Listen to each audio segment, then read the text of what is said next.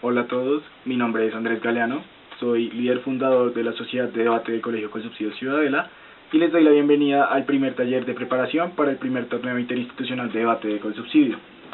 En este taller les voy a hablar acerca de qué es el debate competitivo y cómo esto nos lleva al propósito de este torneo interinstitucional, y posteriormente les voy a hablar acerca del formato de debate que se va a utilizar para este torneo. En este torneo tendremos la participación de varias instituciones, más específicamente la red de colegios de Colsubsidio y algunos otros colegios invitados. Entonces, como les decía, inicio por hablarles acerca de qué es el debate competitivo. El debate competitivo es una forma de debatir que se ha venido consolidando sobre todo en la educación formal, es decir, colegios, escuelas secundarias y universidades a lo largo de todo el mundo. Y a raíz de esto, en todas estas instituciones se han venido creando las sociedades o equipos de debate institucionales. Entonces, frente a lo que les decía, el propósito de este torneo, lo que esperamos es que suceda exactamente eso, que ustedes puedan establecer y crear las sociedades o equipos de debate en cada una de sus instituciones después de esta participación en este torneo, para que puedan seguir haciendo parte de esto en otros torneos con colegios, posteriormente cuando entren a la universidad, y no solo aquí en Colombia, sino muy posiblemente y ojalá en muchos lugares del mundo, ya que, como les decía, se ha desarrollado en muchas partes. Eso es lo que buscamos con el torneo principalmente. Entonces, ahora inicio a hablarles acerca del formato que vamos a utilizar. Así como los circuitos de debate competitivo son una manera de debatir, dentro de él hay muchas otras maneras de debatir, que son llamadas formatos. Existe el formato parlamentario británico, que es uno muy común y que se utiliza sobre todo en los debates universitarios, algunas veces en colegios también. Existe el formato de World Schools, que es el que vamos a trabajar en este torneo y sobre el cual les voy a hablar en este taller, pero también existen otro montón de formatos como el parlamentario americano, parlamentario australiano, en fin, son más de 20 formatos de debate que existen en todo el mundo, pero como les decía, hoy nos vamos a enfocar en el formato de World Schools. El formato de World Schools es el que se utiliza en el Campeonato Mundial de Debate Escolar en inglés. Este tiene ciertas características en su forma original, pero nosotros lo adaptamos a otras características para este primer torneo. Entonces, ¿cómo funciona el formato de World Schools? En este formato, en cada debate se enfrentan dos equipos.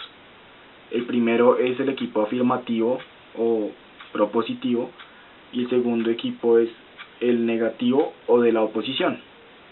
Entonces, además de ello, en cada debate hay de 1 a 3 jueces que se encargan de juzgar el debate, y ellos lo que hacen es decidir pues quién es el equipo ganador y quién es el equipo perdedor a raíz de todos los argumentos y todas las intervenciones que se den desde ambos lados.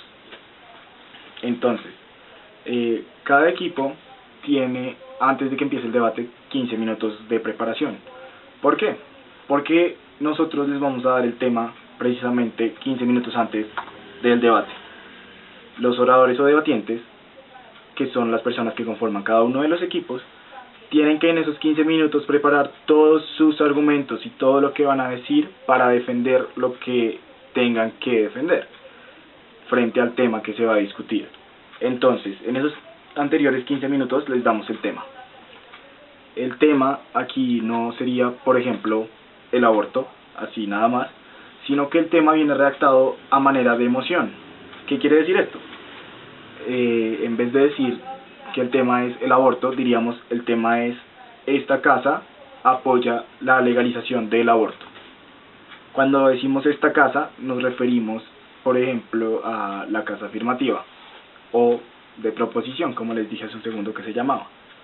Entonces, en este caso, la casa afirmativa estaría obligada a decir razones o argumentos por las cuales tenemos que apoyar la legalización del aborto, mientras que la casa negativa tendría que decirnos por qué no hay que apoyarla.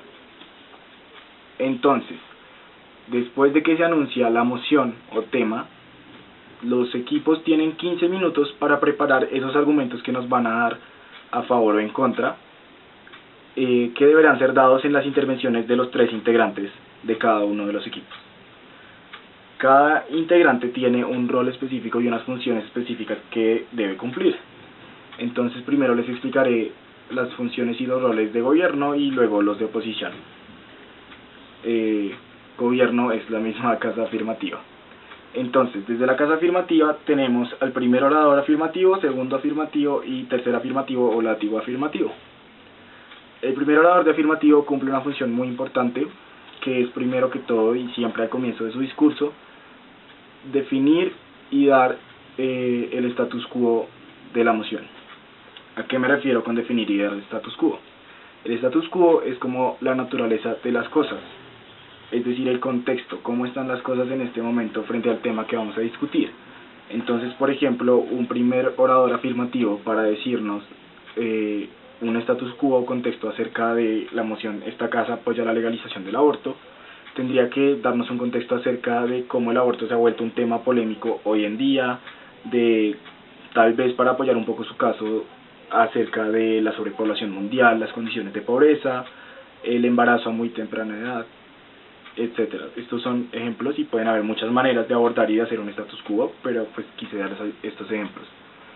Y definir ya viene a ser conceptualizar o explicar a los jueces y a los debatientes los conceptos o categorías más importantes de la moción. Por ejemplo, en este caso sería muy importante definir qué es legalizar y qué es el aborto, y tal vez muy probablemente puedan definir qué es apoyar, dependiendo cómo el orador vaya o los tres oradores vayan a llevar su caso. Entonces, por ejemplo, legalizar tendría que decirnos si es legalizar en algunos casos, si es legalizar en cualquier caso, si es legalizar bajo ciertas condiciones, restricciones, etcétera, o si es legalizar completamente sin ninguna clase de restricción. El aborto pues también tendría que decirnos qué es el aborto, pero sin cometer algunos errores que ya les voy a explicar. Porque es importante que el primer orador afirmativo dé definiciones y el status quo. Básicamente porque veámoslo de la siguiente manera. Es como si el debate que se va a realizar fuera un partido de fútbol. El primer orador afirmativo, a través de las definiciones, lo que tiene que hacer y del status quo es dar la cancha donde se va a jugar ese partido. De esta manera es muy importante esta función del primer orador afirmativo, porque nos va a decir las bases sobre las cuales vamos a llevar el debate.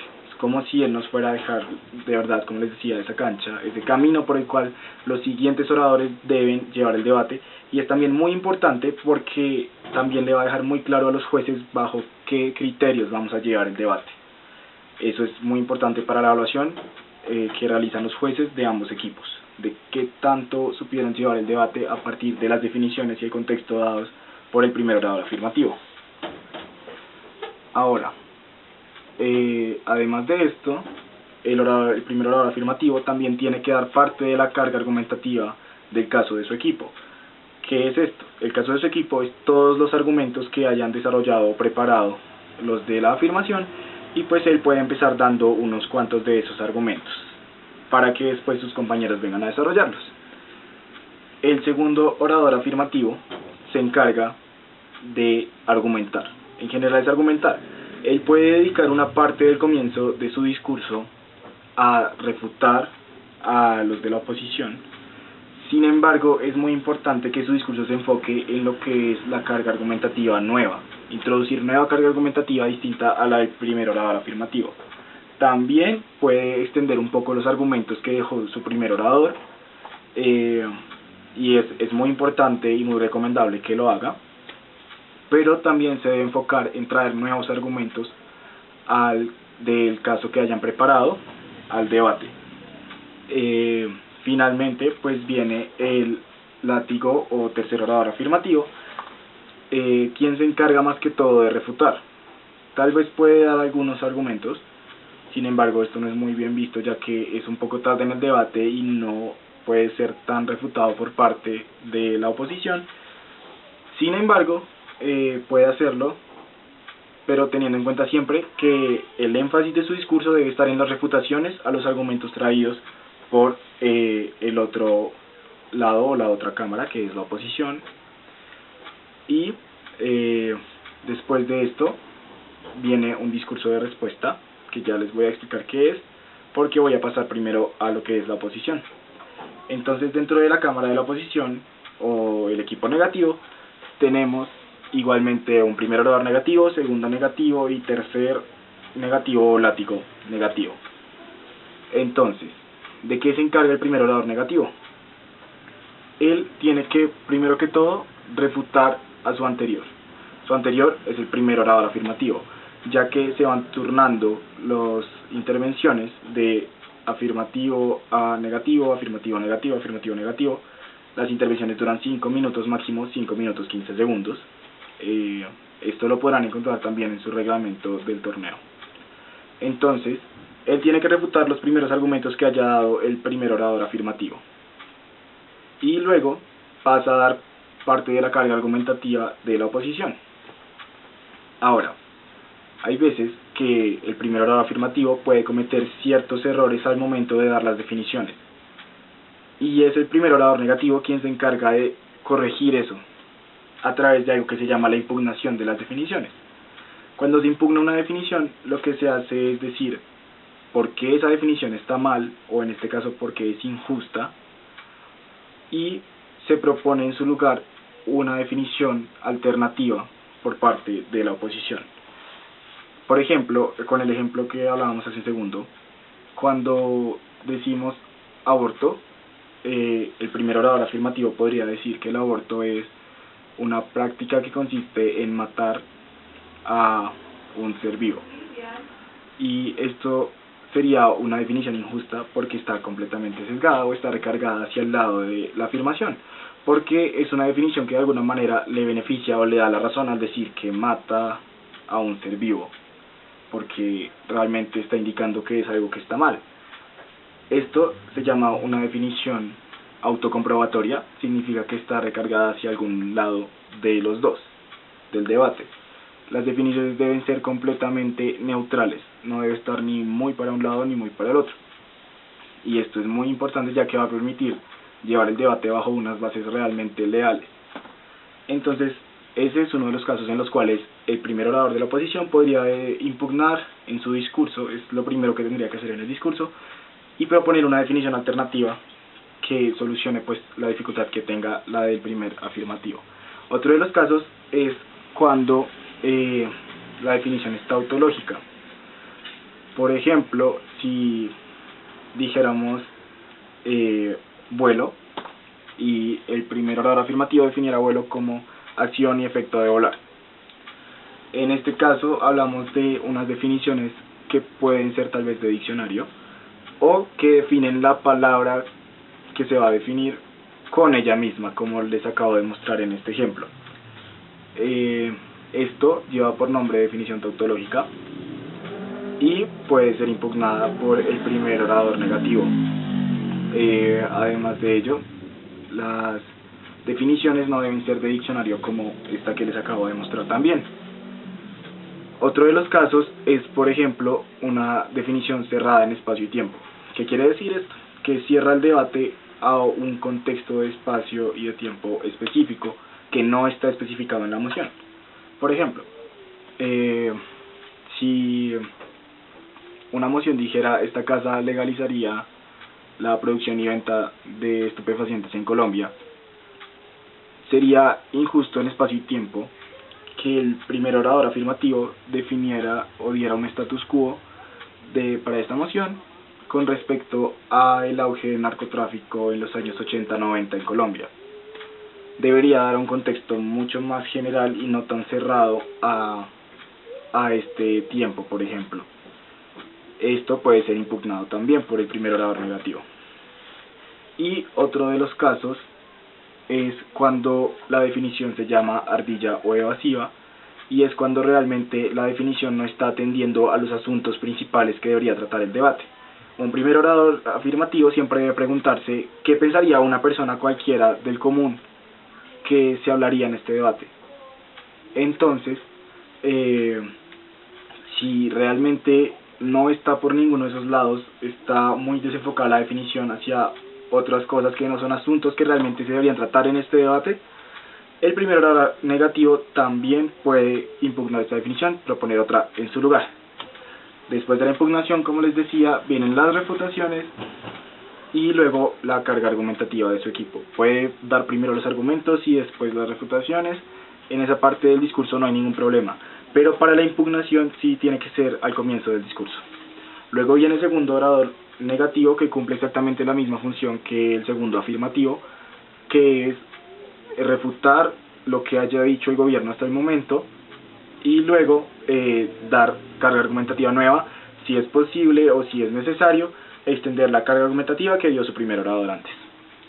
Y de la misma manera, el tercer orador negativo o látigo negativo se encarga de refutar todos los argumentos, o la mayoría que pueda, de la casa afirmativa. Y ahora sí viene lo que les dije hace un segundo de los discursos de respuesta. El debate, como les decía, viene primero afirmativo, primero negativo, segundo negativo, tercero afirmativo, tercero negativo, y luego vienen los discursos de respuesta, empezando con el equipo negativo o la oposición. El discurso de respuesta debe ser dado por el primer o segundo orador de cada equipo. Este tiene una duración de 3 minutos y en este se debe hacer un resumen del debate explicando los puntos más importantes de este y también explicando por qué su equipo ganó en cada uno de esos puntos. Entonces aquí es muy importante que estén muy atentos a todo el debate y se den cuenta cuáles fueron esos puntos tan importantes y que tengan la capacidad de demostrar por qué su equipo los ganó o por qué el otro equipo tal vez no tuvo los suficientes argumentos o las refutaciones lo suficientemente fuertes para demostrar que ellos tenían una ventaja en ese punto. Entonces aquí empieza primero el discurso del equipo negativo y luego el del equipo afirmativo y en este momento termina el debate. Los discursos de respuesta son de máximo 3 minutos 15 segundos. Si excede este tiempo puede ser penalizado el orador. Y básicamente eso es lo primero que hablamos acerca de los roles y las funciones en el formato de World Schools. Dentro de esto pues hay que ver que en cuanto a las mociones o temas existen muchos tipos de mociones y muchas maneras de abordarlas que más adelante les vamos a explicar a través de otro taller. También hay muchísimas técnicas de argumentación, de refutación, de oratoria, que también vamos a estar compartiendo con ustedes videos explicando eso mucho más a fondo. Esperamos que tengan una muy buena preparación para este torneo de debate.